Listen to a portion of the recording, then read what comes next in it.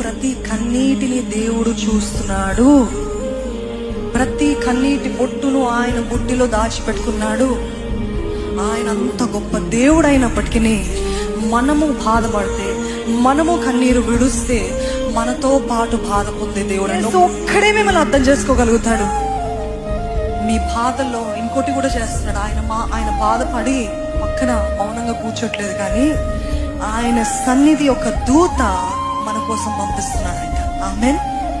మనల్ని బలపరచడానికి, మనల్ని ఆదరించడానికి, మనల్ని ఆదుకోవడం. ఈరోజు మనకి కనపట్లేదేమో, కానీ ఆయన సన్నిధి దూత అనేక సార్లు మనల్ని బలపరుస్తూనే ఉన్నాయి.